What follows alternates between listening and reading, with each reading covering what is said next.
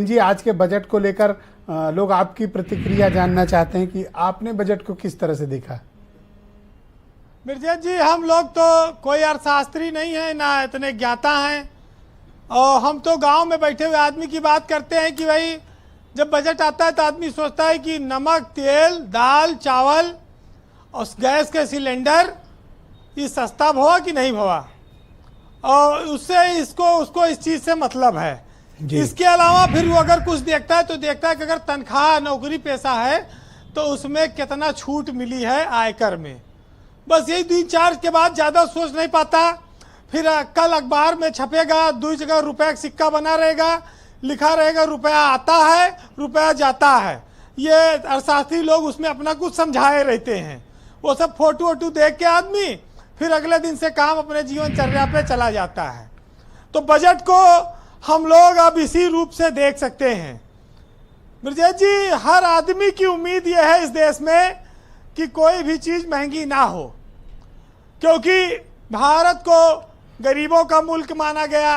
भारत में लोग राशन पर निर्भर हैं, वो चाहते हैं कि चीज़ों के दाम न बढ़ें। तो बजट में कोई ऐसी बेतहाशा वृद्धि नहीं की गई है। लेकिन लोकसभा चुनाव का परिणाम आए और आज बजट के बीच करीब 1.5 महीने का अंतर है। इस 1.5 महीने के भीतर महंगाई कई गुना बढ़ चुकी है। जो बजट में जो महंगाई नहीं बढ़ती है उसके पहले महंगाई बढ़ाई जा चुकी है। आप एक छोटा सा उदाहरण टोल टैक्स के रूप में देख सकते हैं, जो 25% तक इस समय बढ़ाया जा चुका है। अब बजट में बढ़ाए न बढ़ाए उससे कहाँ दिखाई पड़ेगा जी। और सरकार कहती है कि हम लोगों को घर देंगे, 1 करोड़ गरीबों को 4 करोड़ नई नौकरियां देंगे 5 साल में। बिहार और आंध्र प्रदेश के लिए बहुत सारी चीज़ें दी ही गई हैं।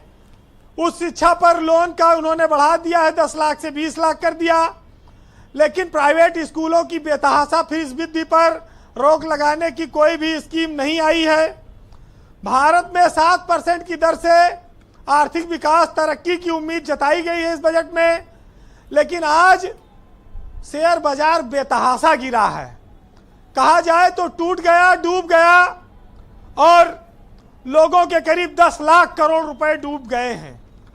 और निफ्टी भी इसी तरह से सेंसेक्स के साथ टूटा है। 1200 अंक सेंसेक्स लगभग टूटा है।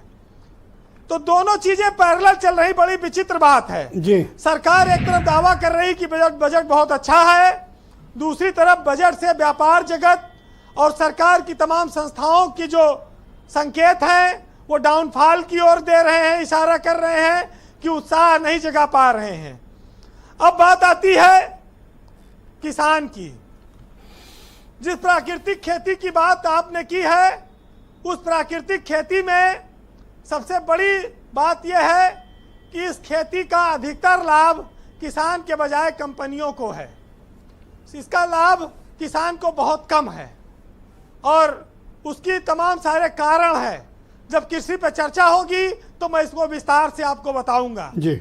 लेकिन लोगों को उम्मीद थी कि आज पुरानी पेंशन पे सरकार कोई ऐलान करेगी।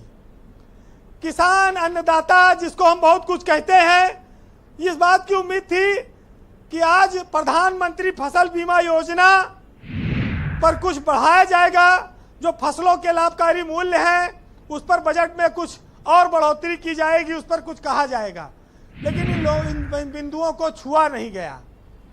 ये सब चीजें निकल गई। वही इनकम टैक्स वही रहा कि 3 लाख तक पहले भी कुछ नहीं था, पिछले साल भी कोई टैक्स नहीं था, और इस बार भी कुछ नहीं है। स्थिति वैसे की वैसे रही है। बस मुंशी प्रेमचंद की वो बात याद आ जाती है ब्रजेश जी। वो कहते हैं कि न्याय और नीति सब लक्ष्मी के ही खिलौने हैं, तो लक्ष्मी जैसा चाहती है इन खिलौनों से खेलती है, उन्हें नचाती हैं जी। प्रेमचंद बहुत पुराने लोग थे, बहुत 100 साल पहले लिख गए। हम लोग तो अब ये सब टीवी पे आज एक दिन चर्चा करेंगे, कल के बाद बजट पे कोई चर्चा भी नहीं होगी। मुफ्त राशन की व्यवस्था 5 साल तक जारी रहेगी।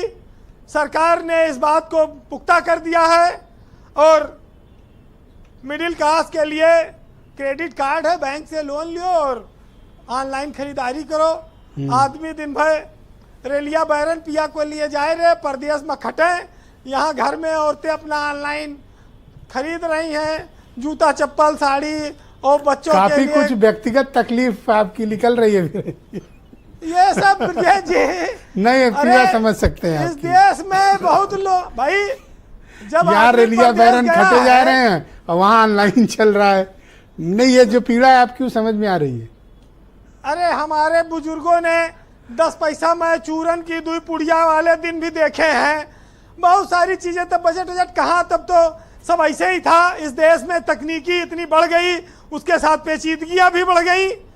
तो हर बजट पर मैं एक शेर कहता हूं जी, और आज भी वो प्रासंगिक है और उसको सुनिएगा कि गरीबों को मिली सब्सिडी, अमीरों को मिली रिबेट और मिडिल क्लास तुम टीवी देखो तुमको मिली डिबेट। आप तो डिबेट छुड़वाएंगे लग रहा है। ये ऑनलाइन वाला दर्द कुछ दूसरा निकल रहा है वीरेंद्र जी। धन्यवाद आपका, बहुत शुक्रिया हमारे साथ जुड़ने के लिए। और देखिए